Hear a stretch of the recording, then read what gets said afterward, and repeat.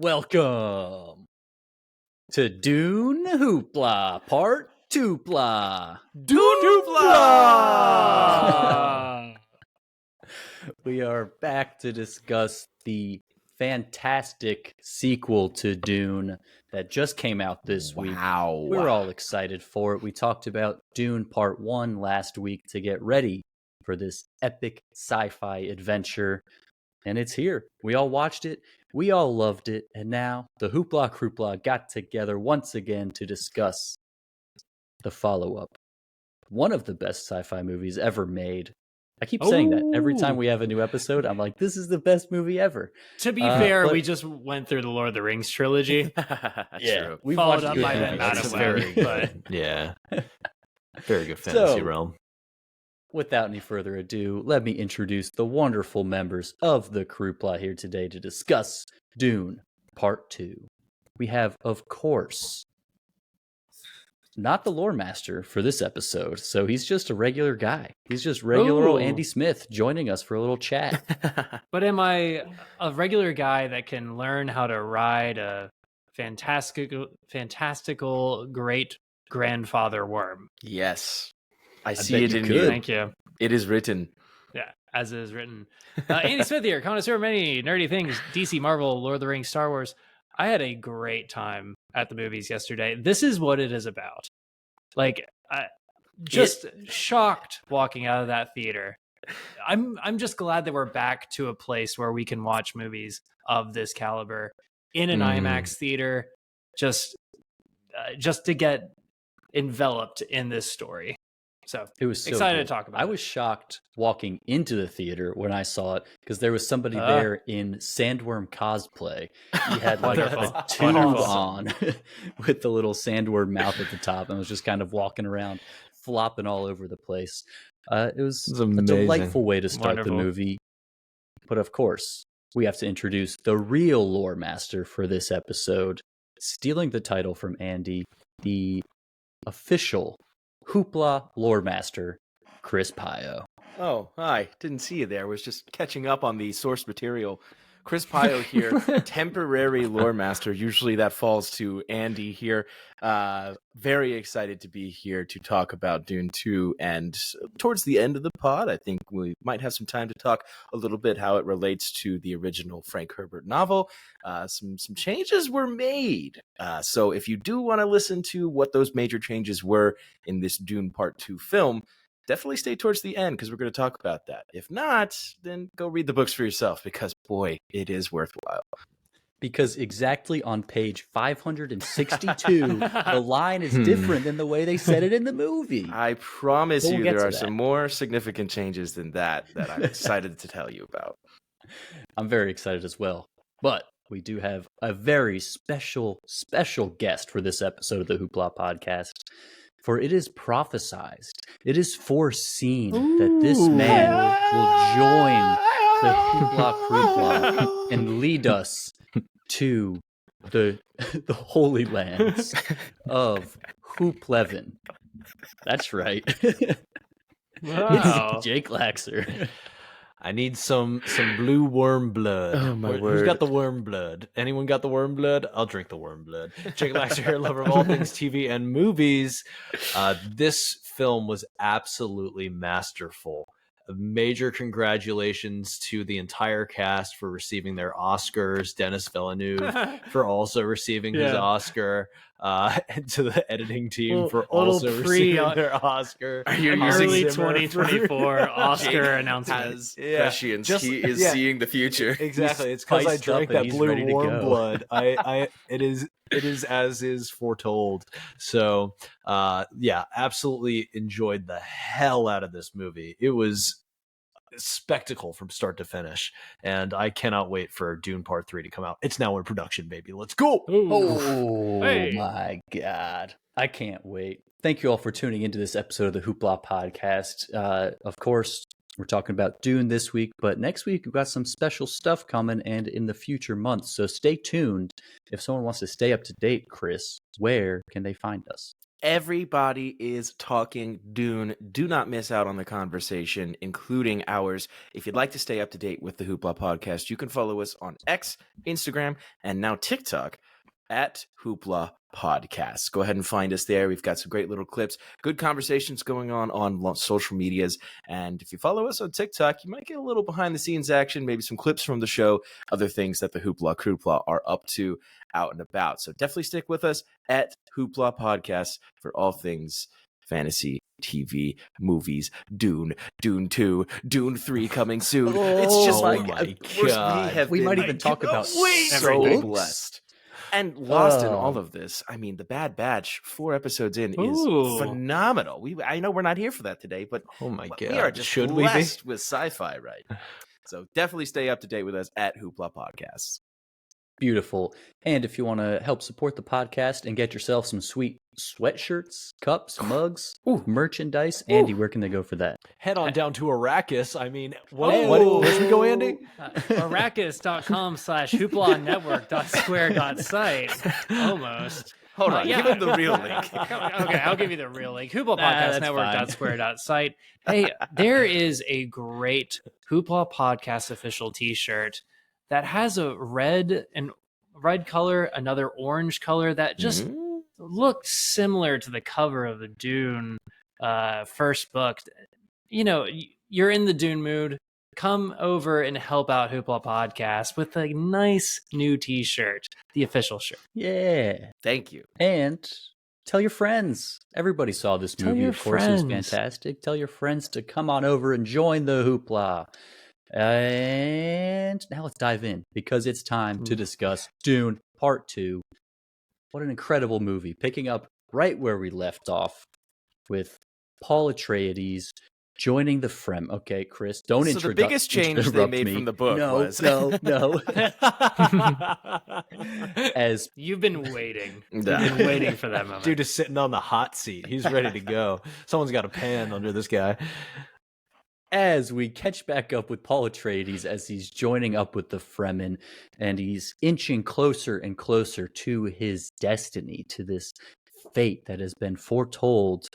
Whether it's real, whether it's not, is a question that's up for debate this entire movie, but we see him joining the Fremen, learning their ways, and becoming a leader amongst the Fremen as the Emperor and the Harkonnens are still working in the background to take over the world of Arrakis, and Paul and his new family must fight back. Holy moly, what an incredible movie. I have read the book, but it's been a long time, so I kind of went into this movie a little bit fresh, like not really knowing what to expect. Like I knew the general ideas, but I kind of got to experience the story for the first time, and it was incredible. And the scale of the scale of the whole everything was amazing. Some of these shots that we had out in the desert and some of these new worlds that we got to go to, the world of the Harkonnens and everything was amazing. My gosh, that was wild. My initial thoughts was the just Harkonnen world was so sick. Incredible movie. And I don't even know what else to say other than I can't wait for the third one already. Jamie, go ahead.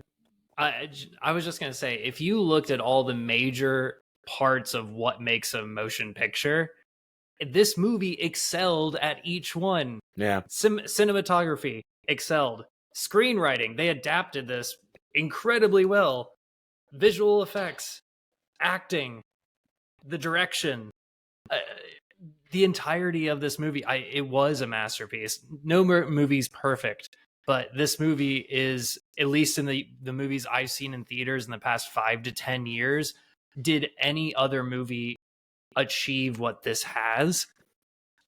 It's debatable. Like, this could be one of the best movies of the past 5 to 10 years that has hit theaters. You can keep going back. I completely agree. Why would you stop at 10? Yeah. I don't think I've been in a movie theater for a while, and I went with my dad, by the way. Shout out to my dad. It was a great experience, and he walked into our local Regal cinema and said, "Whoa, what? You used to be able to sit 300 people in here. What's with all these nice reclining chairs? The theaters these days are all upgraded and whatnot." And he hadn't seen that, but I paid for the whole seat. Only needed the edge. I don't know if there's a movie in the past 10 years, like you said, where I have sat up in my seat multiple times to say, "Oh my gosh," or "Oh, that's so cool," or anything of that particular flavor. I just constantly was surprised by more and more things, and that happened throughout all 3 acts of the film. Yeah, it seems like we have a pivotal film that has this pretty similar story type of, you have main character joining a different culture of people that has inhabited this world for an extensive period of time, and every time one of these monumental films comes to the big screen, it's such a massive hit. Gone with the Wind, Pocahontas, Avatar, and now this is our newest realm of that, and Dune absolutely crushes it on the storyline aspect of things and also the cinematic aspect of things. I mean, truly, this film was just a spectacle. I was having eyegasms the entire time.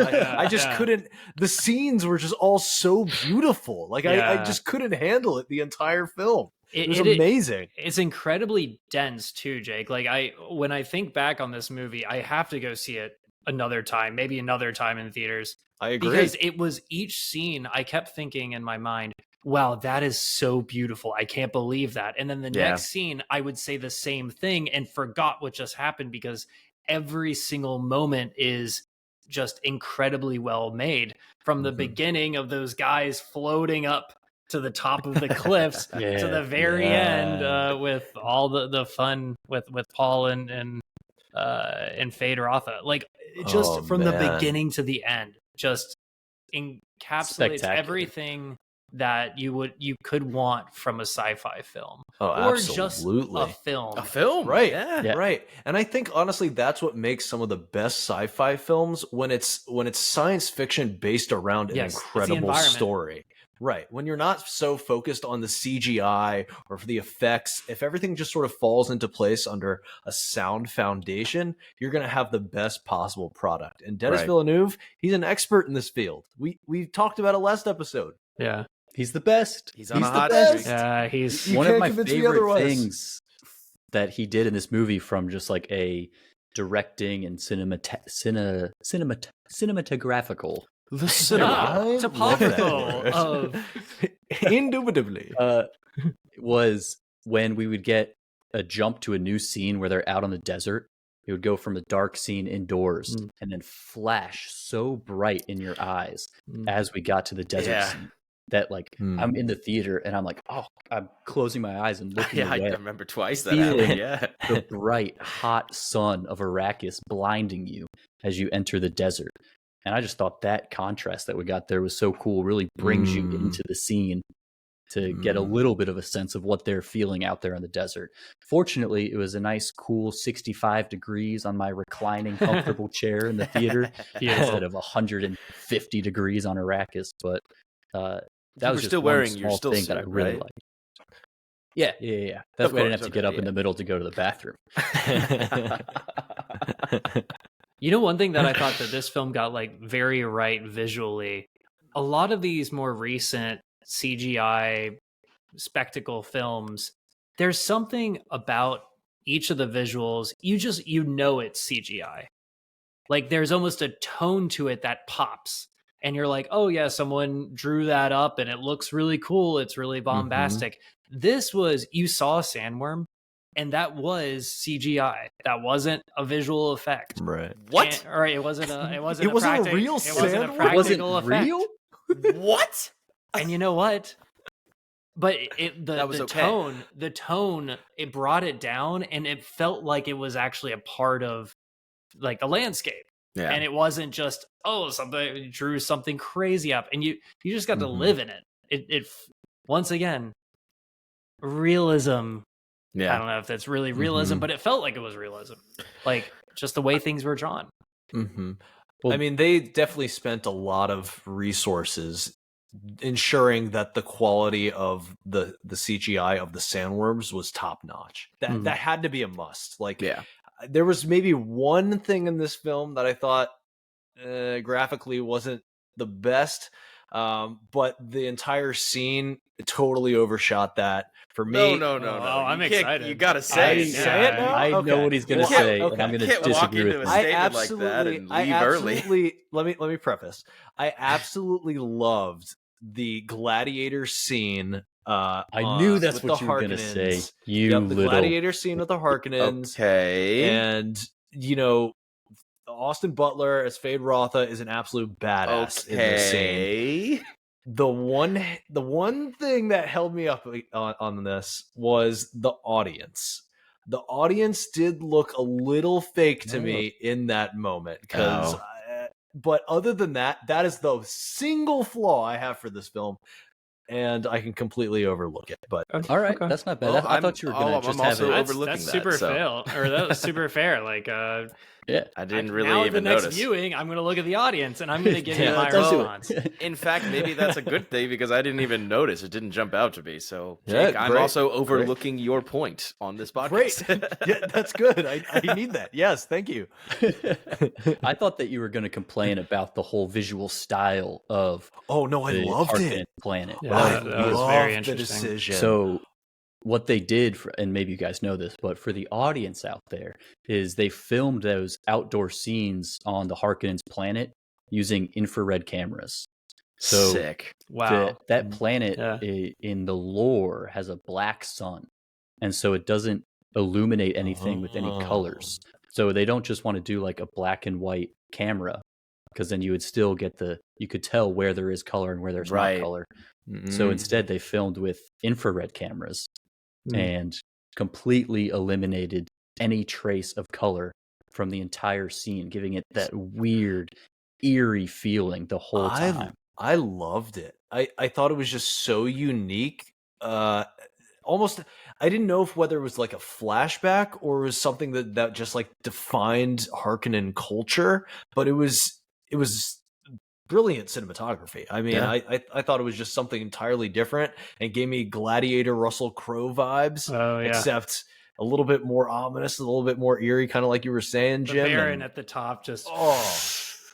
And he says, Fade, happy birthday. Yeah.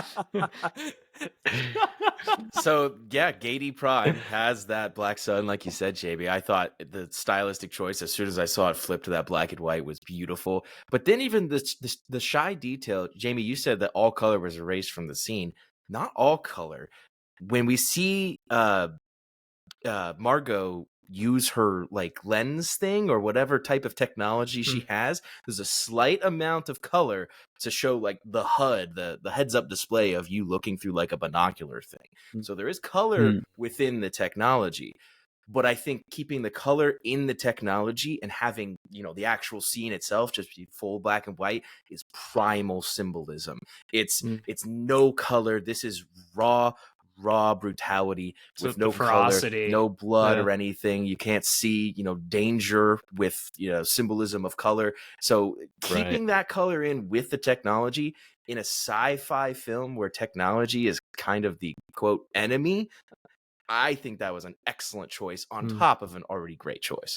God, he's so masterful. It's masterful, really.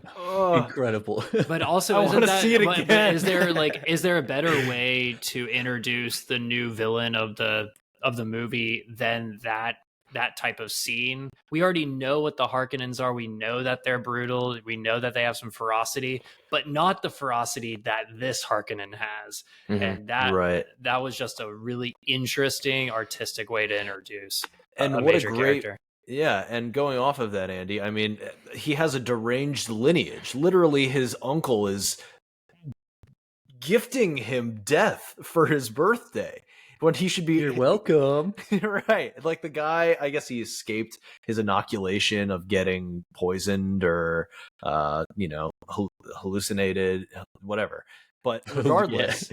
I think he was intentionally not poisoned. Yeah, it was intentional. He could have a better fight. Right. But yeah, I mean, that's to the point that, these people are crazy. People?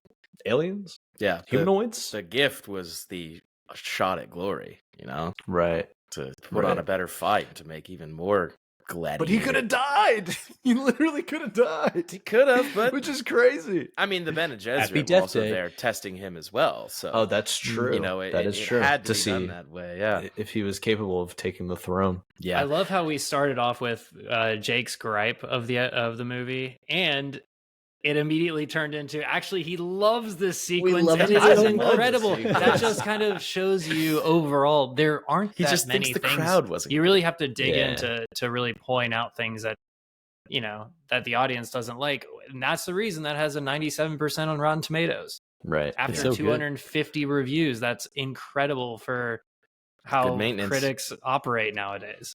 Right. Absolutely. Let's talk about something Chris brought up here a second ago. The Bene Gesserit were there to see if Fade Rafa could be, their guy. I can't remember their what's the word? Quasat Haderach. They want to see if he can be that. And also this whole movie, this whole story, we're watching Paul try to live up to that. Or, his destiny of sorts is leading him towards that. So the good guy hero of the story is on a path to become the same thing that this villain is on the path for. Right. And we see Fade Rafa as this like horrible, brutal, just pure evil guy. Mhm. And we see Paul as the hope and the good in the world. And yet they are both on the same path for the same future. What an incredible story. And then they come together at the end and they both stab each other at the really exact shocking same time. the twists as a part of the ending of that story. Oh. Where you have, to your point, Jamie, you have the villain that's kind of getting to the place at the end to become the ultimate power, and then you have the good guy who's trying to resist, and once he gets to the place where he says he doesn't want to go, he becomes that. Right. It's an awesome turn, and I just think it's beautiful writing. Yeah, the Fremen are just forlorn from the Imperium's terrorist rule for centuries. I don't know how far back this goes, but to have Paul, show up, and then also his mother Jessica being able to follow all of the steps, and we see Stilgar. Oh my goodness. Gosh. Don't even get me so started on Stilgar. Yeah. Dude, I absolutely love that character. Major shout out to Javier Bardem, because he was such a delight in Bardem. this film. Whatever. It's the prophecy. It's the prophecy, As Jim. it's written. That is how it is written. And every scene, whether he breathes, he farts, he says hi to the mouse. It's the chosen way. It is the chosen way. That meme and is honestly, crushing online it's really right now. funny. Yeah, it really is. It really is. And I just also think, as an audience member, it was fun because you felt like you wanted him to succeed. Like you wanted to follow the super ritual, likable. the sayings, the belief of that he's the Messiah. Like it was, the emotion put into this film was just so good, so good. It was beautiful. Well, we moved away from the Bene Gesserit, and if we're going to talk about Javier Bardem, I see you could pop around to each one of these characters because once again, they're all given their highlight moments. But I do think my favorite character in this movie is Stilgar. I think that is just an incredible character. I think it is partially because of Javier Bardem's likable. He likableness, and he's so gentle with how he talks as well. He brings in some humor, but at the same time, he's the zealot that brings everyone along, and it's just an interesting plot device over time where, and everybody's making jokes about the memes or whatever, like anything he does. But it all fits and kind of makes sense for this character to believe at any moment. And also, he is fulfilling all these prophecies, at least as the Bene Gesserit said they would be. That's what's so confusing about this, because we know that they're made up by the Bene Gesserit, and they've been planted and pushed, but then he's fulfilling them. when Are the Chani, prophecies real? the desert tears of spring like brings him back to life. And yes, he did train with his mother to like transmute poison, but he's fulfilling these things over time. And you're like, well, is there actually divine intervention in this world? I don't know as an audience member, or is it because I'm just looking at it from Javier, like Stilgar's point of view? Like, are we viewing this from his point of view, or like it's just back and forth? So I actually still, after watching the movie, don't know if he's the Messiah of X, of the universe. I think it's up for interpretation. And then you take a look at compare it to real life, where you have people who are fortune tellers, tarot card readers. People go to those types of services to look for spirituality in their own life, but a lot of it is social reasoning and deduction. Oh, you have a birthday. I'm sensing summer. Oh, my birthday's in August. Some of that can, who knows if there's really spirituality. But then you see this journey of Paul becoming the Fremen, becoming even closer and closer to this destiny that he does not want. And you see all the Fremen start to believe, even Lady Jessica says, we must start with the ones that fear us and turn them to our side. What a scene. It's this fine line between, okay, there is a prophecy. This guy's kind of fulfilling some of them, but every day we wake up, he does even more and more spectacular things. He could be the one. Yeah. I like that they leave that open to interpretation. I think it was it was fascinating the entire time. And I mean, Chris and Andy, you guys know that I love myself some good philosophizing about prophecies. We have been playing a Dungeons and Dragons campaign for about 2 years now that's 100% based on the idea of prophecies. I thought about the prophecies. I thought about it. I was like, wow, our DM could really use some Frank Herbert writing. Just kidding. I love your prophecies. But I did think about this is actually the best prophecy, I mean, this is and so I know interesting. a lot of movies and books have literally took after Frank Herbert's writing. So then to do it over again 60 years later, and it's still better. It's just a better storyline to talk about the Messiah, right? Yeah, because everybody is correct. We have Stilgar who believes in the prophecy. We have Chani who doesn't believe in the prophecy at all. We have Paul who knows the prophecy was created by the Bene Gesserit. So he knows that it's just this fabrication by this cult of witches. That's not hope. Ooh, that one got and then I like it when Timothy Chalamet yells. Oh my god! But even though we have all those, those three people have different views on the realness of the prophecy. They're all correct, right? Because from Stilgar's perspective, the prophecy does come true. Every step along the way, he's proven to be correct because the prophecy is coming true, and therefore, it's a real prophecy. Chani is also correct because she knows the prophecy is fake, and Paul is just doing these things specifically to, for his own motives. He's actively working towards what the prophecy says he's fated for. And Paul's in a similar situation of hey, this is not real, but I'm going to do things my own way and hopefully end up in a good situation. So we got to see this movie again, or oh my gosh, read the book again, because or both. This is all too much. Well, go on, Andy. Oh, I was going to change the subject and talk about Shai Hulud, but I mean, why not? I mean, should we? Go on. Okay, I will actually ask I'm gonna throw out not even a gripe, but more of a question. And I at the moment I thought maybe it was a gripe, but maybe it didn't really need to be shown. So first of all, I loved, and we can talk about the scene of the grandfather worm and Paul becoming Fremen because of his conquering of this beast. But also, how did they get all of those people on the Shai-Hulud to go south, including like tents and other things. Book readers, tell me, how did they And then pull that off? Can I How can did I take they a get guess before? off Can as I well? can I take a Oh. guess before? Sure, go ahead. I imagine it's because of Stilgar, right? Like Stilgar's influence over the Northern Fremen is significant enough to want to make everyone else go south. Is that? No, Andy, are you Andy's asking asking conceptually physically, or how do you get practically? on a worm? No, practically, how did Oh, they get practically everyone tracking. on the worm? Do you still have a guess? Yeah, do you have a guess, Jake?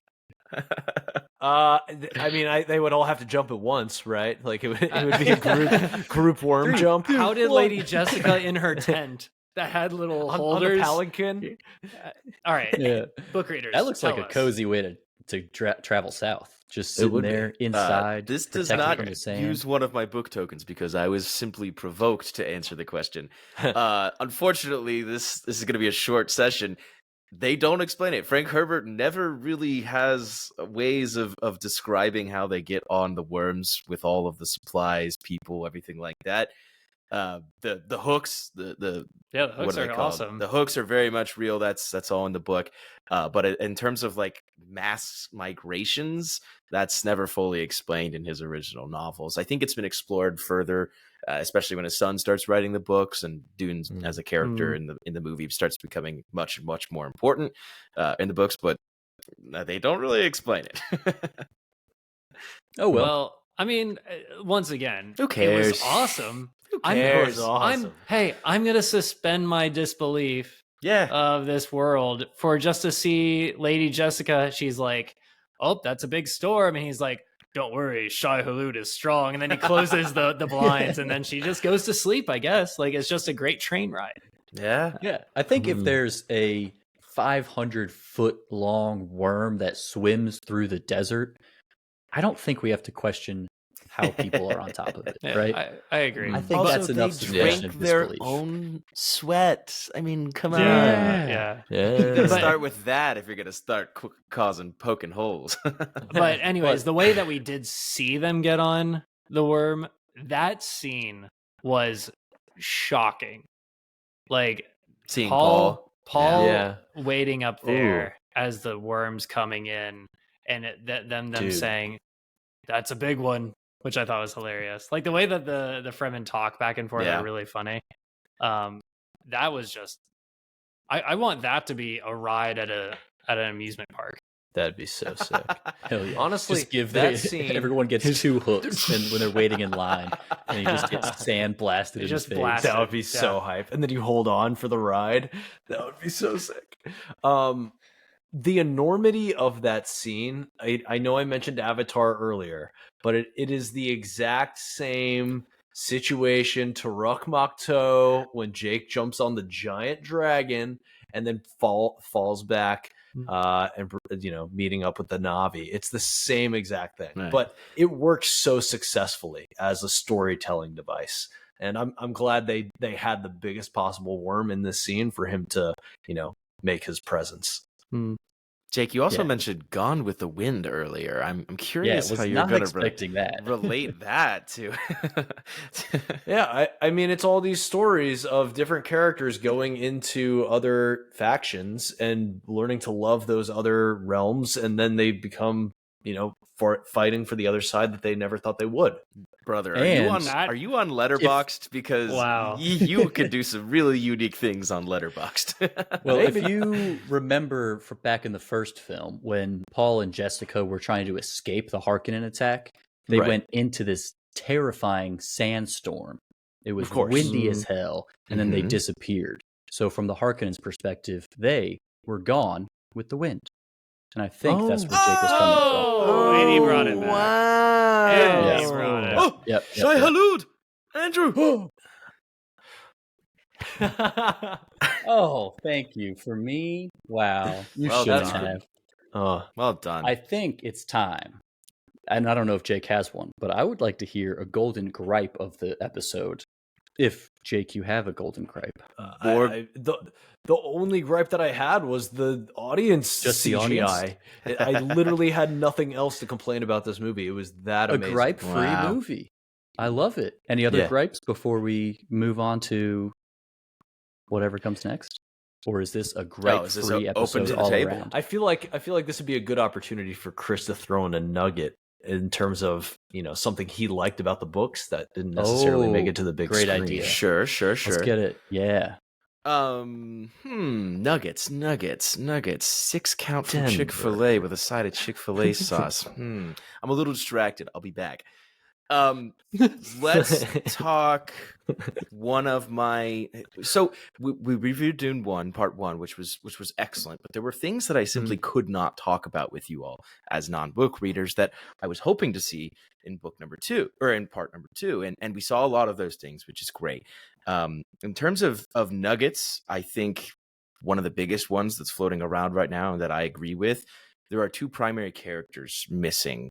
I'm not sure if you guys have heard much about this. The first of which we did actually see in Dune Part 1. Thufir Hawat, the Mentat for the Atreides, entirely missing from Dune Part 2. Really like that Apparently, character. there were scenes filmed with Thufir. In fact, as a book reader, I'm trying to breach the line because now you guys want to buy the books and start reading them. I'll just say, as a spoiler-free thing, Thufir is important in the latter half of the original novel for reasons that you would come to understand if you did read. So it was definitely a miss to have that, as well as Fade, all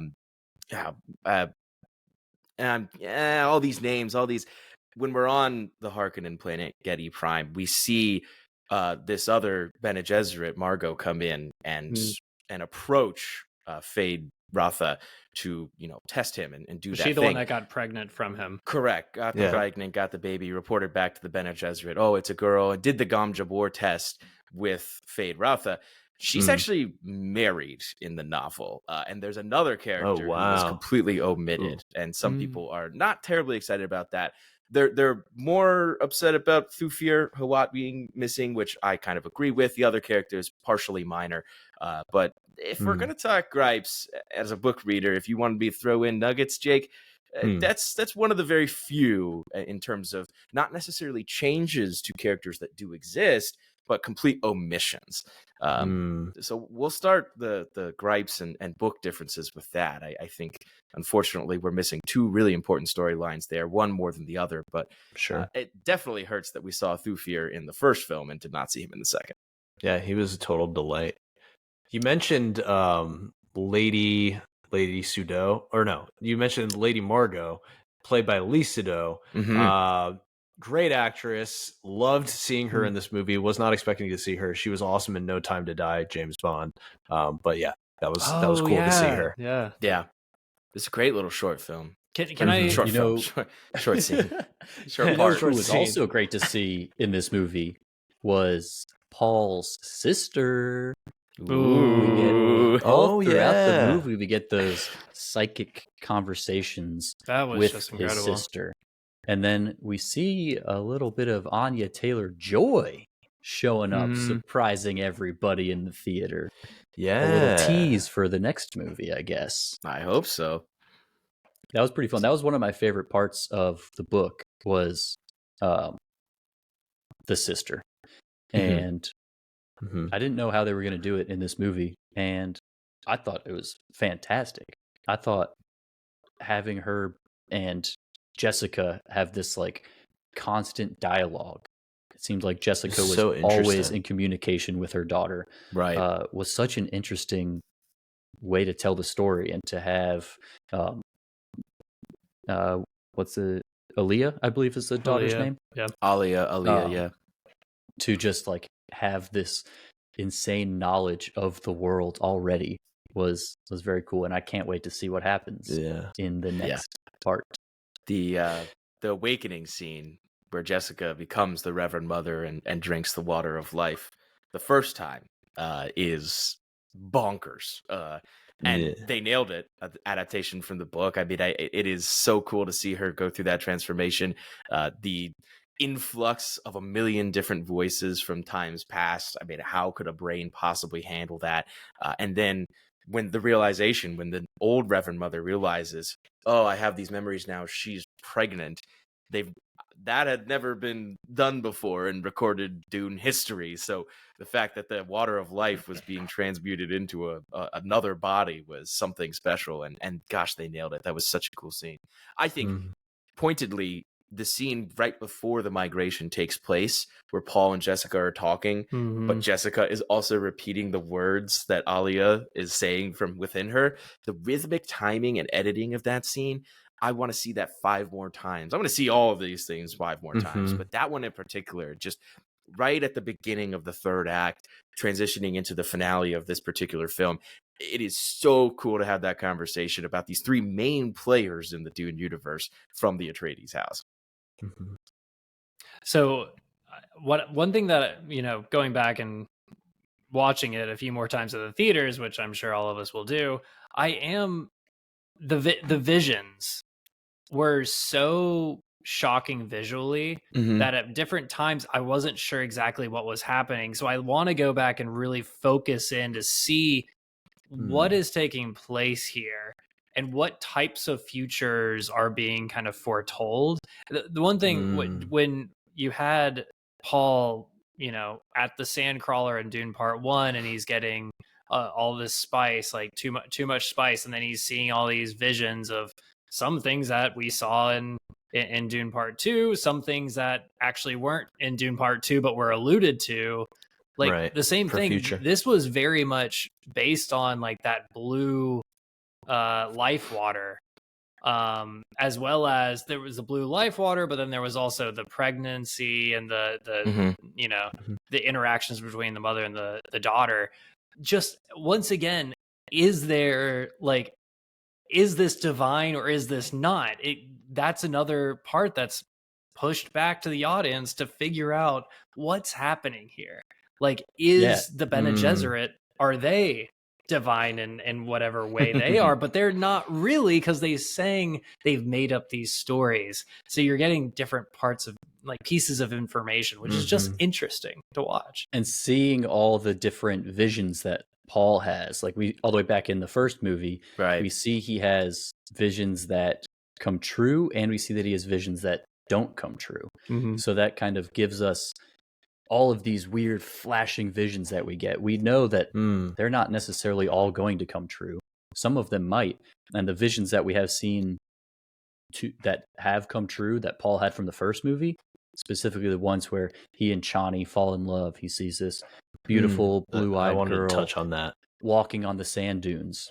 And those visions, they really only come true because Paul saw them in a vision. And then Paul followed what he believed to be his destiny by, after seeing all these visions of Chani, then he saw her in real life. And, if he had not known who she was and not had this idea that they were destined to fall in love with each other, it's pretty easy to assume that maybe their relationship would not be the same. So Paul has this ability to control his future, which is, again, what is like leading him towards wanting to take on this leadership role, thinking that the Holy War is not necessarily going to happen if he can do something to prevent it, which is why he's resistant to going to the south. Apprehensive early on. And so we get a lot of these visions, and how many are going to come true, how many are not. Exactly what Andy's asking. Is it real prophecy, or is it all just made up mumbo jumbo by the Bene Gesserit? And it goes back to, in Dune Part 1, he was friends with Jamie. He was was getting information, and he actually calls back to him in this movie at one point. But that was the first introduction that this isn't necessarily the future that will take place. And then there was you see him on Caladan in Dune Part 1 with Chani right beside him. And that may or may not happen. It looks like it won't at this point, but like those are the really interesting questions. Chris Pio, it's time for a book interlude. Oh, so we're going with the littered in amongst method. Okay. I like that. He's asking the question about the future of Chani. Sure. A specific question. I'm going to give you a specific question, Chris. Oh, I already had a comment on your excellent point so far. But go ahead. I was just going to say, so Chani, there was a dividing once he went to the south and he became kind of this lead, and she goes off at the end of the film. But we see in the prophecy that she stands right beside him on, leading the army, the Holy War. Right. So what's the fate of Chani? Well, Or maybe without, it's a without little spoiling. Without Right. spoiling. Okay. I can't.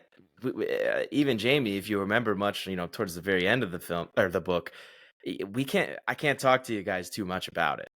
What I will say is I want to talk more about it in the changes section at the end of the pod.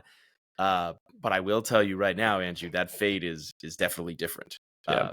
The adaptation that Denis is taking is a different road, one that I think he earned throughout the film. Again, I'll touch more on that towards the end of our pod here, but that fate is certainly changed. So it's a good question. To touch more on the visions in terms of having a little extra book knowledge, that is one of my few gripes with the film, and there are so few. I think I really only have 2, maybe 3. One of the things that the book makes really clear is that Paul, and a lot of book readers will consider Paul a pre-awakened Paul and then a post-awakened Paul after the water of life scene. Cool. Interesting. Pre-awakened Paul, he has these visions, he has these fragments, and that's really well explained. Post-awakened Paul, it's kind of been described, in recent times online as Doctor Strange using the Time Stone to examine all 14 million possible pathways of the future without actually knowing which one will come to pass. So that's post-awakened Paul.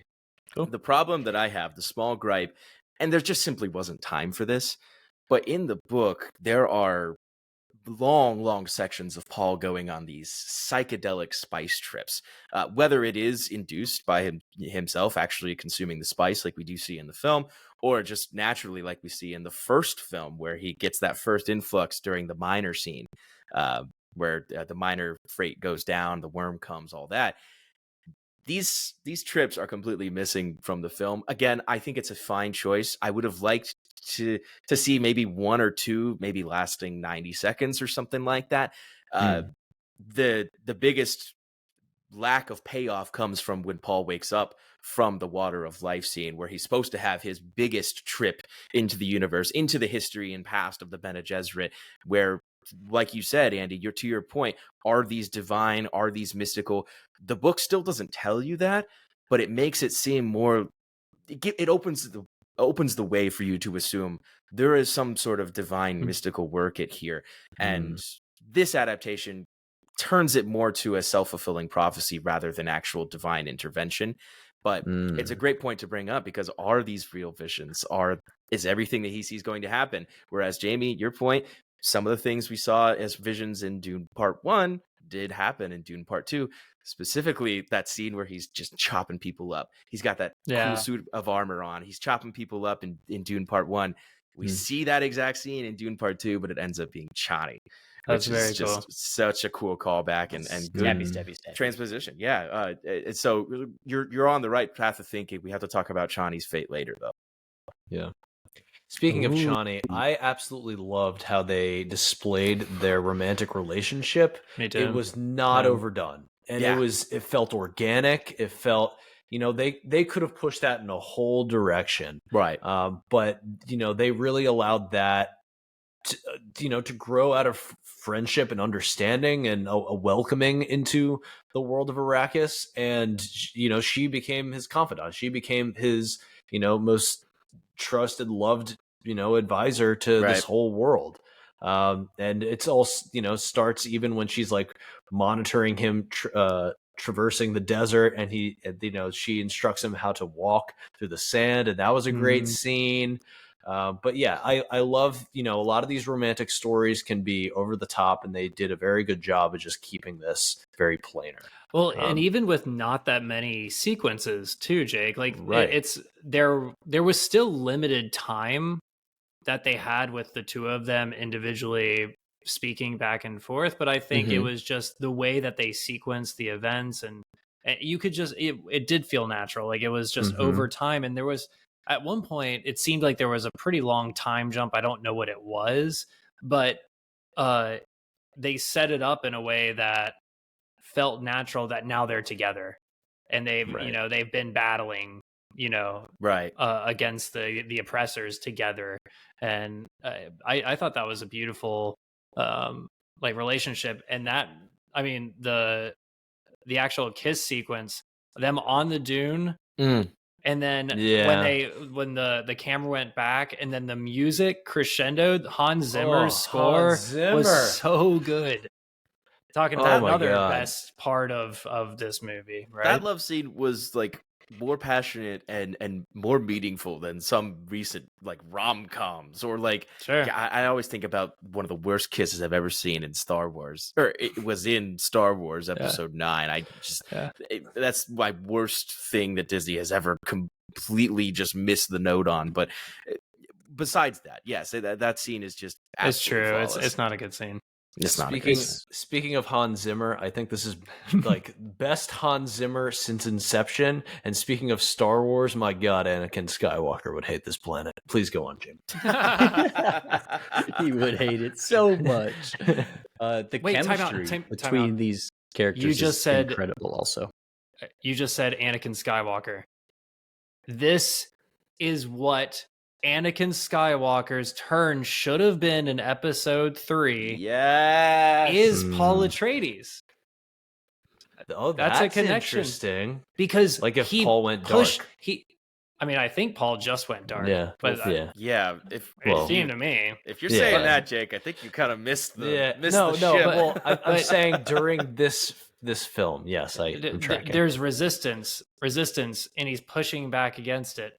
But then something happened with the life water. He went all nuts, I guess, post-awakening or whatever. But that turn, he thinks he's doing the right thing. And it's literally now he's the emperor, or I guess like leading the Imperium. He's now the brute force. He literally is Anakin Skywalker. And maybe George Lucas wrote it after that character. It could be.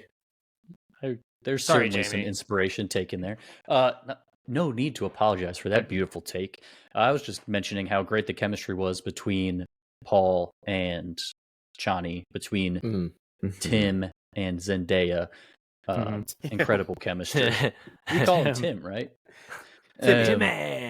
Yeah, Timmy C. All the actors, again, incredible. Rebecca Ferguson as Jessica in this movie was wow. She was a star, best supporting actress. She has to get it. She deserves that 100%. Absolutely. I'm going to join her cult, I think. Do you remember how many Oscars I dealt out at the beginning of this review? So many of them. It's crazy to see a movie be released in 2024 where the worst performance, and I say worst contextually, not as a Bede thing, where the worst performance was Christopher Walken. Everyone in this film was just absolutely spot on, including Christopher Walken. But I mean, it's unfortunately, it's his face. And some of his age is getting to him. It's going to happen to all of us, unfortunately. But still, he was just a very threatening, weird casting choice. I agree. Agreed. Actually. Was the Emperor more overbearing in the books? Because whenever I see Christopher Walken, he's not whimsical, but more like he's zany, happy-go-lucky. Yeah, exactly. In the book, the Emperor is more of a looming threat. Everything is spot on as far as the adaptation goes. He's not described as fanatical or as overbearing and empowering as you might portray from him, seeing him in his white walls, in his white robes, playing chess in the garden. That's not chess. I forget the name. It's like a 9-level chess that he plays with Florence Checkers, who we have yet to mention. But the Emperor is kind of a non-factor in terms of differences and what's to see. But I think with him, it's Christopher Walken, and I think the odd part is like everyone knows what Christopher Walken looks like. You see him, you can't distinguish him from his actual, him as a person. Yeah, right. So you could have really gotten just about any older actor and done really well with it. I mean, I enjoyed it, but when I saw him when standing there and kissing the ring, and I was like, look, Christopher Walken's kissing the ring. Like that's what I thought. Yeah, not the Emperor. This is going around. I'm sure you're going to see this on socials now that the two of you have seen the movie just yesterday. This is not his first time in a Dune-related project, actually. The song "Weapon of Choice" by Fatboy Slim is actually, yes, he is in that music video, simply mouthing the words and doing a funky dance around some strange architectural set. That song is actually based on the novel Dune. If you go back and look at the lyrics, we're not really sure why. I'm sure there's a Fatboy Slim interview from way back in 2000 2002 give or us some more information, but that's going around right now. I learned that. Shout out to the Lore Master for that. That was great. Good job, Chris. Yeah, that's shout out to that's more because he's Twitter. Online. I'm so online, baby. There's memes to be seen. There's memes to be seen. Unstoppable. Here's a question for our uninitiated members of the Hoopla Crewpla. Jake and Andy, what did you guys think? After the first movie, we get a little bit of a touch into the Fremen culture, and we see how intensely focused they are with every single drop of water in their bodies. You know, you can't shed a single tear. You can't, you know, it's an honor to spit in someone's presence because you're willing to waste that teaspoon of water to honor that person. And then we get to their siege and we see the well with millions and millions of gallons of water. What did you guys think, seeing that they are not really as water starved because they have this huge supply, but it is it's too holy to be touched. What do you guys think, seeing that well? I mean, I think all cultures have their classifications for what's necessary to be a religious, you know, structure or, you know, home. It was validated to me. I didn't really think anything of it. I thought that it fit because it was just a birthing place from a divine sense. That's what I took away from it. But consider that holy places are holy places because they are holy places. I know that sounds like nonsense. Right. But they are holy places because people have deemed it so. This is only a holy place because it's where water is and collected.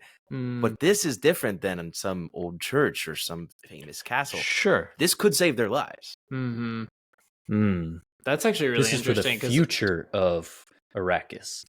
This water will seed the rebirth of the planet as it becomes a green planet again in the future.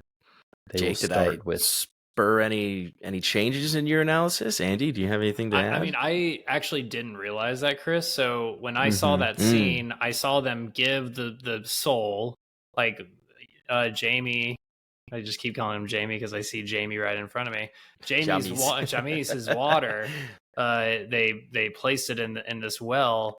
So my impression was this is all of their, you know, because Lady Jessica says all the souls that are here, and she drops a tear, and Stilgar says, do not cry for the dead, and then he licks it, which is once again just a wonderful scene by him. He's incredible, wonderful character. So is that the last water that was residual from the planet? Or is this just the people that have died over the millennia and their water? That's a great clarifying question. Book token activated here. And it also leads me into my second gripe of the movie. The third one is just a small, tiny scene we'll talk about in a second. But the second one is a little more important to me.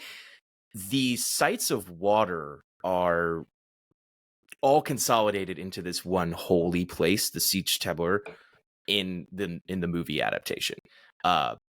This goes all the way back to Dr. Liet Kynes and, you know, how she's able to go between village and siege, as Siege says.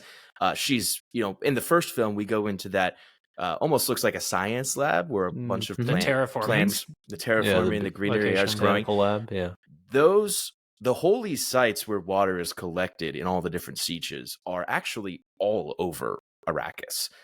There is water there are water reserves almost everywhere. Not necessarily all in Sieges, not necessarily all in the North Hemisphere or the Southern Hemisphere, but those are big factors of the Lisan al-Gaib prophecy. This isn't just one place where every person's water is reclaimed and added to this one pool. Yes, this is the biggest, if I remember correctly from the film. Siege Tebra does have the most water. It is the main holy site, but the whole point of the water reclamation process is that one day this prophecy will happen. Water will be spread across the planet. It's not all collected here. It's not in the film. It's not purposely said that this is the only place, but I feel like it was a missed opportunity to fulfill that prophecy and tell us that there are other sieges that have other water. It could have even been a short thing when Jessica's talking to Stilgar. This is not the only place where water is collected, but there are many others. This is ours. This is the one we call home. Something like that. I don't know. He could have improvised that. Thank you. Stilgar. Wouldn't you want to be Javier Bardem? Oh my God, I certainly would. So that was my second big miss that was completely omitted, was that these geological stations where people have been working with the Fremen in the past, no matter how many generations, are locked away somewhere, and there is water in other places. Yeah, the reason I asked this question was because I kind of found this scene in the movie a little bit underwhelming relative to the book, and you guys know I barely remember. So I think Jake and I's response almost goes exactly with that. I think this is perfect for podcasting. That's exactly what I was going to say. Like, one of my few memories of the latter half of this book is the moment when Paul and Jessica are shown these reserves of water, and when you see how the Fremen are willing to die of dehydration when they're sitting in front of millions and millions of gallons of water, because they have this this vision for the future and this undying hope for the future of Arrakis. I think in the book it's much more beautifully and it's much more evidently shown that there is huge significance to this well, and in the movie I guess from your reactions didn't come across that way. Yeah, I kind of just took it for face value for what it was, because to me it was almost like a extraction baptism pool for the worm. Nice, yeah. In order to extract the worm blood. So I almost didn't see it as something that they were, abstaining from, or, like, I guess they could have gone and gotten the water, but I felt like it was just a protected holy site because that's where the extraction process is done for the blue blood. So that's kind of how I interpreted it and didn't really see it beyond that. I think we're talking about two different things. Yeah. Jamie, your initial point was talking about the Lady Jessica scene with Stilgar when they first get the souls, where all the souls water is. Yeah, Jake, that holy site is represented very well in the book. It does have water reserves, and it is incredibly well done. It is a separate holy site than the siege that they go to. I see. Does that make sense? Yeah, the place with the actually, Jake, you're thinking. I agree though. I saw it, but your comment about taking it at face value, I think, does show that Jamie and I were missing a little bit from the book, where this was a stupendous revelation. Jamie, I think we need to touch on a few other characters that we haven't talked about, and that's because this once again is such a dense storyline with a lot of different great actors. And one of those great actors is Gurney Halleck, Josh Brolin's character. That was a question out of Dune Part 1. It was an off-screen death, presumably, and he's out there he's out there as a smuggler, and you love to see it. And the moment that he meets back with Paul, and they class, they run together. It's just a beautiful moment, and it's like the two final, like the two lasts of House Atreides. And it's really interesting to like see Gurney's like progression over the end of the film. He's so proud of Paul all the way. And I'm sure we're going to see that into Dune Messiah, no matter what way that Paul takes it. because Gurney is just for House Atreides. Really good character. Absolutely. Yeah, seeing him come back was extremely exciting. One question I have for the book readers was the mistrust that was displayed on screen equivalent to that in the book? And I'm speaking of the Fremen. Mm-hmm. They immediately mistrusted him the second that he was pulled as part of, Timothy Chalamet's team, or Timmy Absolutely. C. Yeah, I mean, it's the same distrust that they threw at Paul, and you see that evidently in the film. You kind of have these two factions. Oh, he's the prophecy. Oh, there's no prophecy at all. Yeah, they did not want to let him in, especially when he has the knowledge of 92 atomic bombs that are that buried was really within their own That's- sands. That's interesting. Yeah. Yeah. How did they get that there without anyone noticing? That was one thing I was kind of confused out. I don't think how is that at a... That's also a good revelation in the book. You don't find out. So you do know in the broader universe, atomics were supposed to be disbanded because A, they're technically useless if you try to use them against a shield. And we see special types of bombs being used in the first film, which are special indeed because they can go through the shields. But the atomic age is, in a sense, over because they're not really useful for general warfare. However, each house will have stashes of atomics, just like every country has nukes stashed away somewhere. I don't remember if it's ever described in the books how the nukes actually got to Arrakis. I'm pretty sure that happens with Duncan Idaho and his first foray going a few weeks before as kind of like a journeyman type thing, because it's set up with his genetic code and stuff like that. So I'm not too certain on that, Jake. It's a good question, but the fact that they're there at all is not unbelievable in a planet of warfare. Yeah, absolutely. It was And also kind of Paul's cool. in control. Yeah, that was dope. It was also kind of fitting to see Josh Brolin kill Dave Bautista again, Thanos again, just dominating Drax. Drax can't get a dub. He just can't. If he has I had no a nickel chance. for every time I'd watch either Josh Brolin or Dave Bautista kill the other because getting revenge on family, I'd have 2 nickels, which isn't a lot, but it's weird that it happened twice. Yeah, it is pretty funny, honestly. I loved how quick that kill was.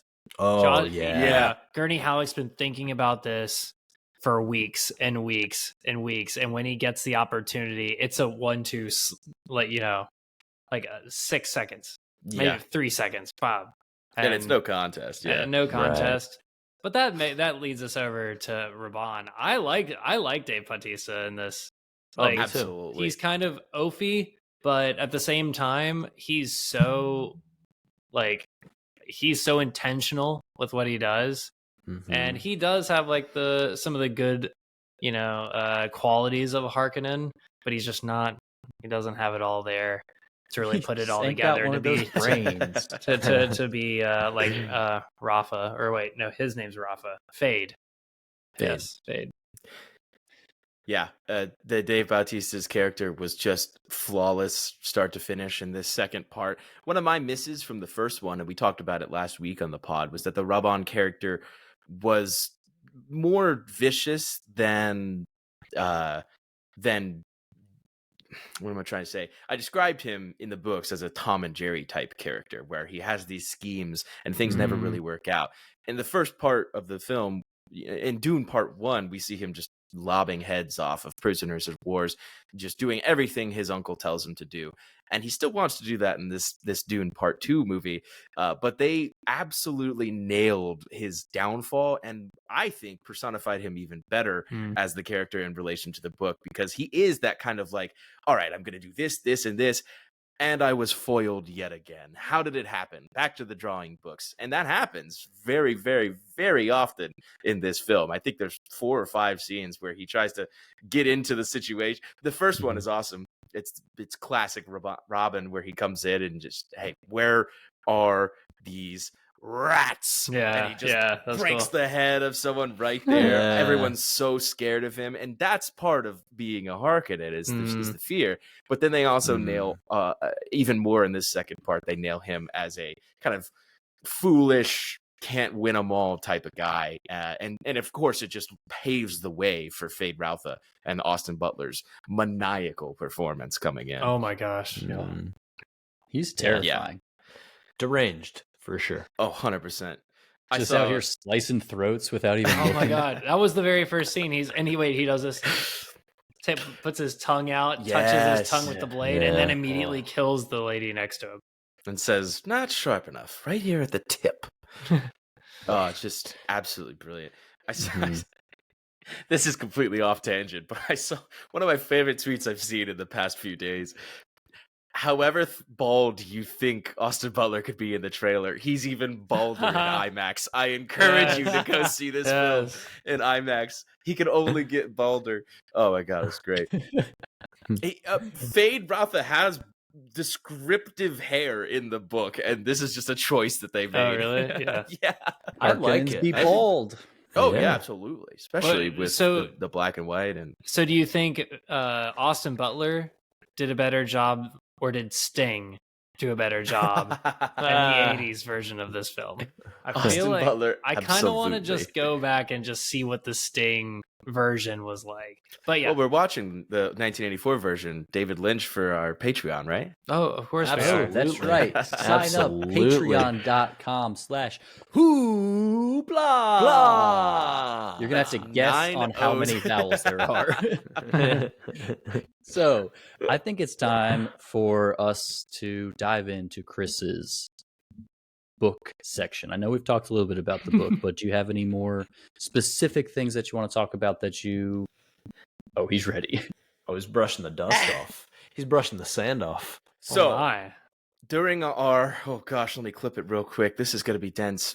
First of all, do we need a Hoopla Dune Part 2 podcast? Or should we Oh just my all God. cram it into one? Well, let's We're just gonna keep cram on it. going. As we've talked for the past 80 minutes or so, and first of all, if you've made it this far, thank you, listeners. We couldn't appreciate you more. This is a spoiler warning for Dune. For the Crewpla here, I'm going to do my best to try and avoid spoilers as Spoil they away. go through and Ooh, potentially ooh. read these great novels from way back when. I myself am only about 2/3 of the way through Messiah, but this is all you need to know to make comments on the film. As we've been talking here for the past 80 minutes or so, I've just kind of silently been taking notes. There are 6 things that I want to talk about, and I promise not to spend too much time on them, that are big differences from how they are done in the book, or total changes for this particular adaptation. So spoiler warning ahead, and I want to say I absolutely love this film. I love part 1 and I love part 2, and I love part 1 even more now that we've seen part 2, which when we do a rewatch, I agree think with we're going that. to do both. I completely agree with that statement too. But there are 6 All right. things that Denis Rapid Villeneuve fire One. has tried to change and take in a different direction. First, we see at the beginning of part 2, Princess Irulan, there's different pronunciations. Florence Pugh. These entries that she's making, these log books, the audio transcriptions, that's the meta framing for the entire book Dune.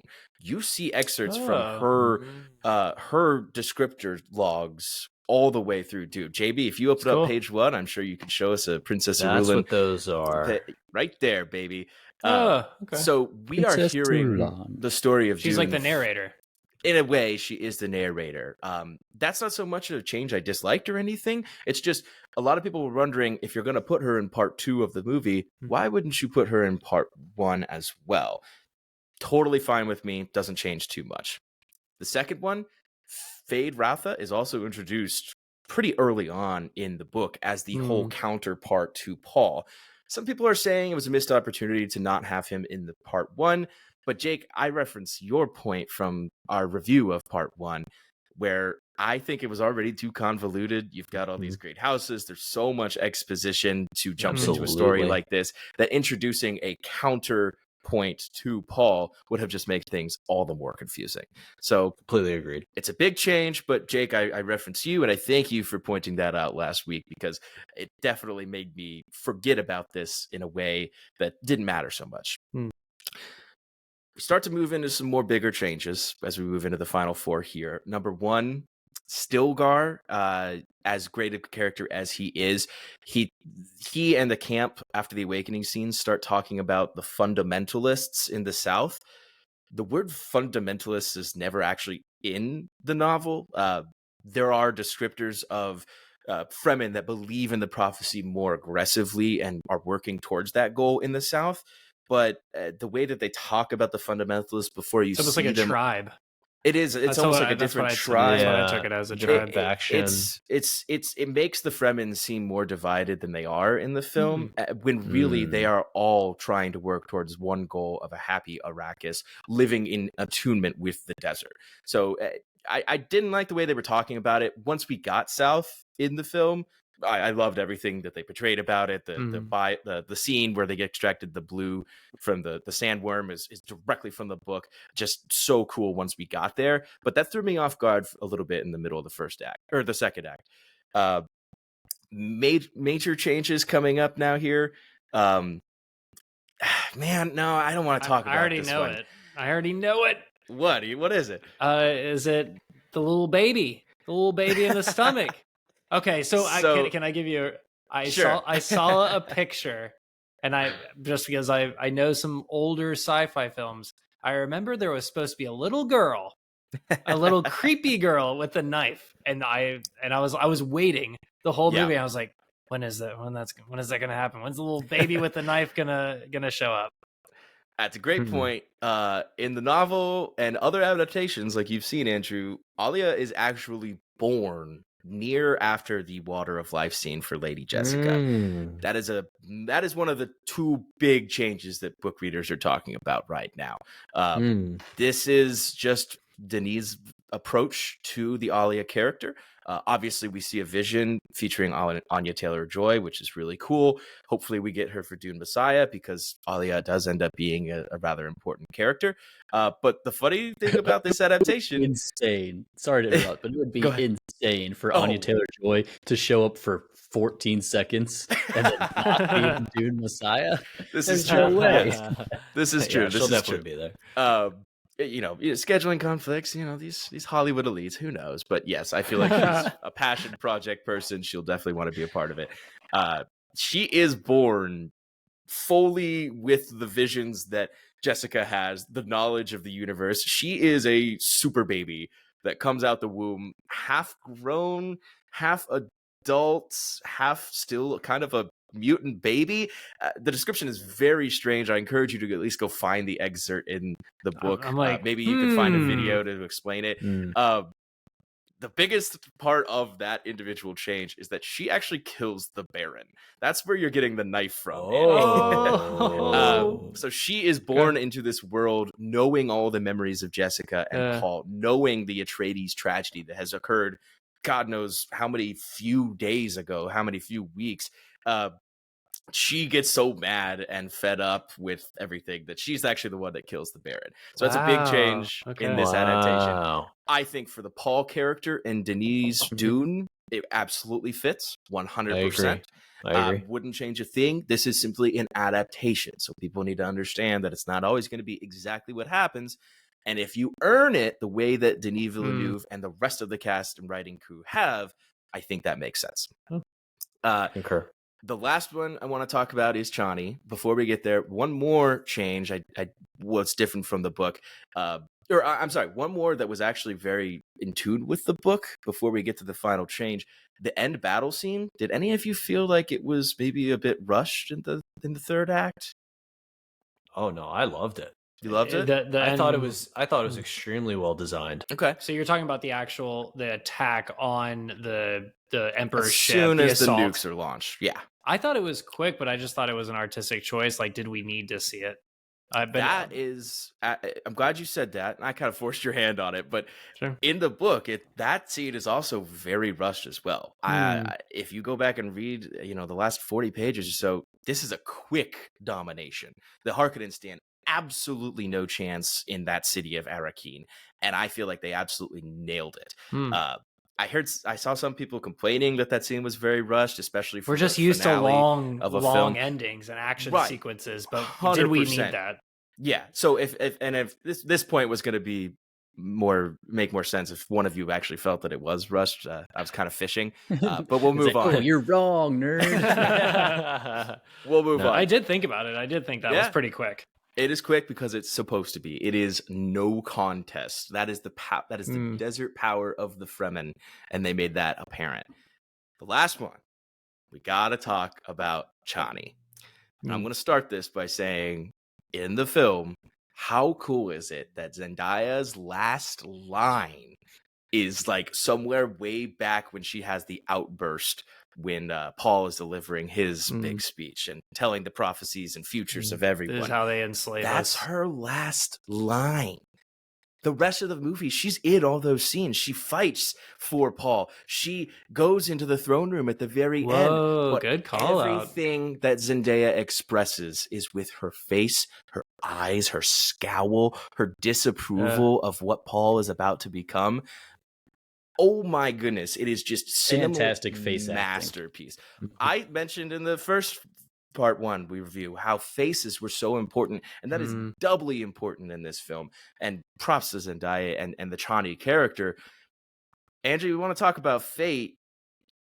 Chani is still around. Chani sees Paul become this ultimate one chosen being, and she still has very mixed feelings about believing in the overall prophecy, but she is here to stay with Paul. That thing about I will love you until you no longer become yourself, for the movie, that works perfectly. This is excellent character arc. We see Paul becoming this destined evil person, evil being the operative word. Who knows if he's evil or just fulfilling his own destiny. But Chani's all about it. She's still around. She's hanging. They, in the book, God, that's a big spoiler. I won't talk about that. Their relationship is still strong. Thank you. Yeah, Definitely strong. Yeah, I have avoided some very specific spoilers for you guys. But Chani is not leaving. The ending scene with her getting on the sandworm is so freaking cool, and it fits this adaptation. But it is entirely different in the books. Great decision to do that. Yes, we needed the Chani character. Maybe not needed, but it was helpful to have the Chani character to view Paul through her eyes and see the change that Paul's going through. Because it's kind of easy if we're viewing this movie, Paul is the protagonist of the film, and if we're viewing his story from his perspective, we can sometimes miss how intensely he is changing as a person. So if we have someone else whose eyes we can see through, and in this case, Chani's eyes, to see that he is becoming something that she does not approve of, I think that helps us as the audience see how intensely Paul is changing as a character. And I really like the way that they 1000% ended the story for Chani. Yeah, and I think they painted that extremely well in terms of her character throughout this film, in that she's pragmatic and,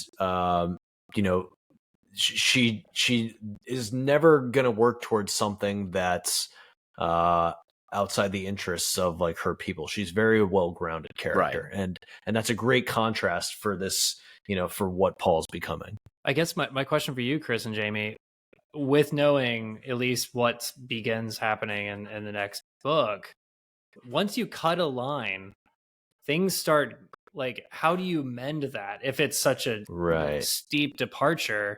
I'm very interested. Here's my great sandworm right here. Oh boy, the Shai Hulud. Yeah, Hulud! I wonder, like, the more that departs, the harder it is to.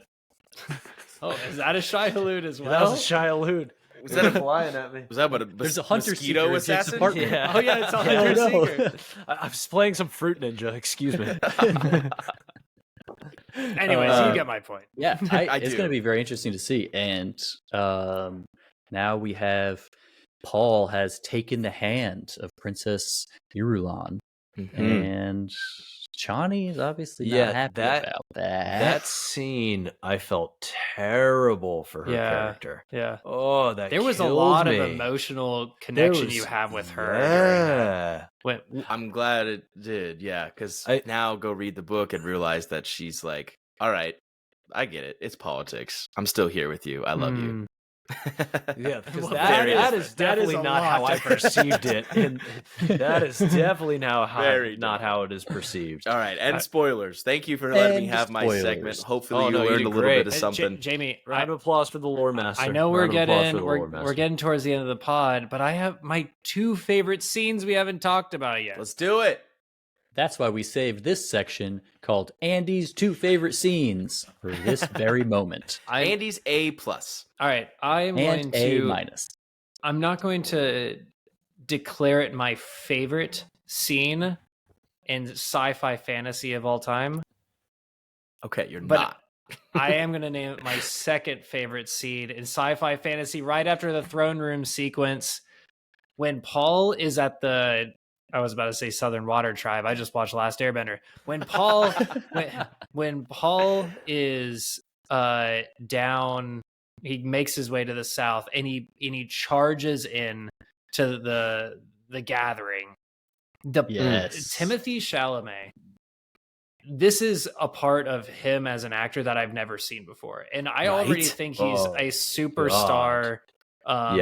Before this film, but this cements something that is just incredible. He's one question was always Timothy Chalamet. He's like 100 pounds. That's what He's just a little boy. He's Wonka, and he's cute little he's boy. Wonka. He's not I just saw intimidating. him as Wonka. Wait, that reminds me of something. I can't wait for the internet to throw it together. Someone's gonna do it. They're gonna take Paul Atreides, have his visions, and he's gonna end up as Willy Wonka. Someone make it happen. Oh, it's someone's be already hilarious. done it, baby. I'll send it to you. Please do. Thank you, internet. That's what I was looking for. Sorry, I interrupted. When he walked, and I just want to see this scene over and over again. When he walks in and he takes control of the room, and his mother says, slower, like she taught dial it back. Dial it back, and he says, by God is my witness, I will lead. And then he says something like, will any of you stand against me? And they all pull out their knives, and then he uses the scene what he's known from, I guess, the life water, and he starts telling I guess past, like what he was talking about, their past or their future or something, and they all start bowing down, and just an incredible moment when he yells, as God is my witness. He looks up and he points his sword to the sky, like just an awesome moment. It's everything I love about like just crazy fantasy, and wonderful scene. Wonderful. Yeah, scene. Absolutely. That's probably one of the better monologues we've seen in Hollywood in probably the past 10, 15 years. 100%. It was so powerful, so immense. And his voice is so striking. Right. And like that's why they casted him as this. Right. Like I'm bought into this as like the Messiah figure that would get these people into a holy war, right? Mm-hmm. Yeah. Shoot. What if Timothy Chalamet is actually Jesus in real life? Do we think that's possible? Oh, man. Can't rule it out. Well, he's an amazing chocolatier. He is Paul Muad'Dib. He's got he's a little mouse in the desert. A powerful little mouse in the desert. What other roles could Jesus have? You could go as far to say though that he's Hollywood's next Leonardo DiCaprio. Yeah, I stand very strongly on that statement following this film. And actually, now that we're talking about that, I think we saw the top 4 actors of our generation that are the new A-listers. I saw that article. Yeah, that there was Austin Butler, who obviously was incredible. Right after Elvis to Fade. What a crazy what a range. Willy Wonka to Paul, Zendaya, and Zendaya is another massive actress. And then Florence Pugh is every movie she's in these blockbusters is like just a hit over and again. But Right. Timothée Chalamet is, I think, one of my favorite actor. Yeah, he's at this great. point. And I mean, to outshine Oscar Isaac is a very tall task. And I'm not sure if he necessarily outshone him in the first movie, Right. but he came close in the first movie, and with Oscar Isaac not in the second movie, old Timmy boy definitely takes the cake here. Just all of the actors in both movies. And I think it's only Incredible. going to get better. I mean, they're going to do this one next. And again, elements from this are already in Dune Part 2 that you've seen, and some of that is back and forth. They're but mix and matching. people are already fan casting some of the more key characters from Dune Messiah, and I think the success of this film, we're already seeing box offices being blown away. I think the fact that actors like people who aren't normally in science fiction movies are on board with this and ready to go. And I think Dune Messiah could easily be one of the best trilogy end caps that we have seen since some Lord of the Rings and Star Wars type deals. I mean, we've talked about this movie for what, maybe hour and a half, and now. We're rolling. Are we ready to talk about the best, where it stands the other in the hierarchy? Wait, oh, Andrew still has the another other A+. scene. I said my favorite scene already, but my very close second was the best knife fight in cinematic history. Wow. I agree. That was incredible choreography. And it was shocking. Zero music for that whole fight. They blanked it out, which just brought you in even more. And the quickness to both of those actors and whoever their stunt people were, just that was so much fun to watch. Once again, another thing I could just watch over and over again. I was on the edge of my seat. I was literally nervous. Like I've never been nervous for a knife fight scene in a movie. Like that I was so immersed. I agree. Even knowing what happened, I understood at that point towards the very end of the film that this was an adaptation. I didn't know that Paul was going to win. Yeah. And when he got stabbed, I was like, oh, wow, they are really changing this adaptation. But yeah, and then incredible. Andy, to even capitalize more on your point, you love a good callback. He won because of Gurney Halleck's training in the first film. Oh, okay. He gets Gurney Halleck, but Gurney has him. But my lord, I would have had you. That's how he gets great callback there, Chris. That is a very good callback. Wow, I cannot wait to watch part 1 and part 2 in a 6-hour epic. Yeah, we just watched part one a week ago, and I already got to go. I'm ready to go. What I cannot wait for is the director's cut of Dune Part 2. Too bad. He said it's not. It's never coming. He said really. Denis cuts scenes and buries them. He never brings them back and doesn't in the do sand. Director's cuts. Buries them deep in the south. Too deep into the sand. Everyone's wanting that. Everyone's hoping those two characters I talked about. Of course, we want it. Apparently, they had film scenes that just unfortunately got cut, and all the talk right now is how Denis will not bring those back. Oh well, and it's a perfect movie, so he doesn't need not to. yet. Right. Yeah, so not ever. We've been talking for I want to say 3 hours now, which is longer than the movie. So we should probably start to bring this episode of the Hoopla podcast to a close. This episode of the Dune-pla podcast to a close. Excuse me. So of course we got to go around and we got to give it a rating. Last week, I don't remember why, but we did it out of 800. So let's do that again, I guess. Actually, I want to keep it simpler this week because I want some legitimate ratings for this movie because it's spectacular. So we're just going to do a smooth out of 100 points.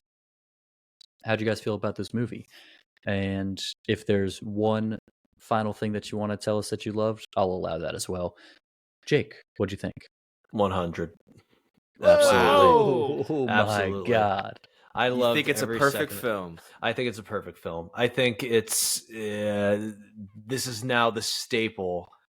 This is now the seminal movie for sci-fi going forward. That I agree with. Yeah. And everything that they done, all the parts that they had to bring together for this movie, even though they omitted certain things, like you mentioned, Chris, I think they were firing on all cylinders. Yeah. And could not have been more overjoyed with the spectacle that was on the screen in front of me. So You cannot wait to go see it again. out of the theater, you called it a generational film. It is a generational film. With days to digest, you still think so? 100%. Okay. And that is why I give it a 100. Hoopla! I'm out of here on a sandworm. I love it. Oh, he's gone. That's a great grandfather worm. All right, Andy, you got to follow up a perfect 100 out of 100. Oh, have I ever given 100 on a movie? I don't think so. Return of the King? I mean, I love Return of the King as being a 10 out of 10. I don't think it's a true 10 out of 10. I'm going to give this one a good 97 out of 100. Dune-pla. Dune-pla. No movie is perfect. Like, there's imperfections in any movie, but this is, like I said, as close to one that we've seen come to theaters in 10 years.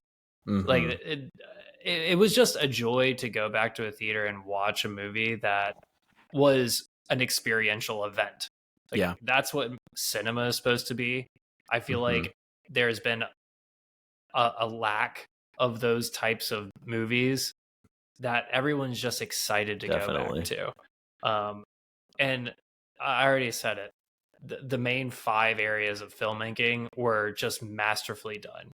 Like the direction, the sound, the cinematography, visuals. Did I say acting? I don't know. Like, if you go down each everything's perfect. It's incredible. Like, it is masterful in terms of putting that all together in something that works, and it's one of our favorite genres. Like, kudos to Denny. Well done. Yeah.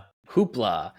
Now, Chris, this might be the end of your Lore Master run for the time being. So, as your last rating as the Lore Master, what are you going to give us? Until 4 years from now. Until we someday do a Kingdom Hearts movie Hoopla review. Honestly, how is that not an anime that we could review right now? Honestly, it should someday be. I'll be the Lore Master again if Kingdom Hearts comes around. But Andy, I do pass the baton back to you. You are more knowledgeable on most of the things we talk about on a deeper level. As my last act of Lore Master to close out Dune here, I'm going to give this film a 94 out of 100. I agree with you, Andy. I don't think anything can really be perfect. Otherwise, why go to the movie again? Except if you're going to see Dune 2 again. Correct. I think Dune Messiah coming out in the near future, hopefully, could end up capping what is perhaps arguably the best sci-fi trilogy ever. It's hard to talk about saying that without seeing the movie first. Obviously, Star Wars holds a special place in all of our hearts as a sci-fi starter, and it does for many, many people. But is there even a chance to replace that in the future? Could this be it? This movie is close to perfect. It does all the things right, like you said, Andrew. My small point infractions come from some book things. I'm simply plagued with that knowledge as the Lore Master. I think there are very, very small chances to improve upon this Dune Part 2 as a solo film. But when you take into account Dune Part 1 and Dune Part 2 all coming in together, we are anticipating what they could possibly do in the future. This is a 94 out of 100 for me. It's near perfect. I'm going to be thinking about this for a long, long time. Incredible. My goodness. I think I'm going to stick right alongside Andy with this and give it a 97 out of 100. Nice. Dune-pla. So good. It's not very often that a movie makes me want to go back and reread the book for a positive reason. Usually, if I've read a book and then I go see the movie and the movie's way worse than the book, I'm like, oh, they ruined a great story. I'm gonna go cleanse my palate with a good version of it. But this movie was so good and the story is so intriguing that I just need more. I got to go back in. I got to comb through all the very specific details that you get such a different experience of viewing a story as a movie as opposed to reading it in a book. There's just different aspects of insight that you get. In a book, you can really clearly get the inner monologues of characters and understand their motivations better than you can in a movie. In a movie, you get to feel some of those emotions better as you have all those different senses coming together, the visuals, the sounds, the expressions that Zendaya has on her face. You don't get that in a book. So these two different forms of the same story are so damn good that we just watched the two movies. Now I'm going to go read a couple books and I'll get back to you guys in a few weeks. But my God, 97 out of 100. Well, thank you for sticking with us for this long. Thank you, Hoopla audience. If you made it this far, you are truly Maldeeb. Indeed. So, tune in again next week. We will be reviewing Madam Web next week. Just really fucking whiplash here. Why not? The Madam Web was almost like a reverse amuse-bouche. Like, I went to Madam Web, I realized how terrible it really was, and then I saw Dune Part 2. Wow. Maybe Dune 2 was is actually good. not that good. Yeah, Dune is 75, and we saw Madam Web beforehand. And he's like, So this movie had writing, this movie had visuals. Oh my God, it made Dialogue sense. made sense. So check out our episode on Madam Web. If you can't already tell, we've already recorded it, and we hated the movie. So listen to our episode it next was week. great. It'll be great. a movie. And of course, follow us on all the social media so you can stay up to date. And there's gonna be some good TikTok clips coming out of this episode. Oh, for sure. And No especially doubt. coming out of the Madam Web episode. So follow us there and tune in next week and the following weeks. So, as we end every episode of the Hoopla podcast, it is a tall task for Andy this week because there are a lot of quotes from this movie. But we are going to need the moment of highest hoopla from Andy, the quote of the movie. Andrew, for this particular quote of the movie, would you like some background chanting in the Chuxpa language from me? Okay. All right. Proceed. Oh no! Oh no! I can also offer Sadakar. I am Paul Muad'Dib Atreides, Duke of Arrakis. The hand of God be my witness. I am the voice from the outer world. I will lead you to paradise. Wow. What a booming quote. That's a heck of a quote. And also, silence! We didn't talk about that. Using that the was voice. awesome. The voice. The voice was sick in this movie. Oh man. Here's a question. Go ahead. Should we all get matching Lady Jessica face tattoos? Yes, 1,000 times. Yes, sure. I've already ordered her headdress, or Princess Arulin's headdress. Oh, perfect. Looks like a freaking medium helmet armor. She looks like a Power Ranger. Also, my last It's small morphin' gripe, time. My last small gripe is that the Bene Gesserit cannot telepathically communicate. It's not expressly stated in the book. Oh, but it's so cool. But they do in this movie, and it's badass.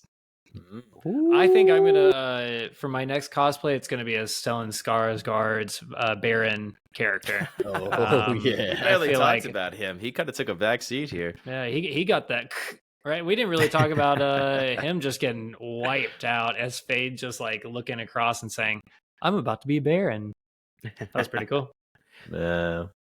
God, incredible movie. All right, Great movie. bye. Great movie. Bye.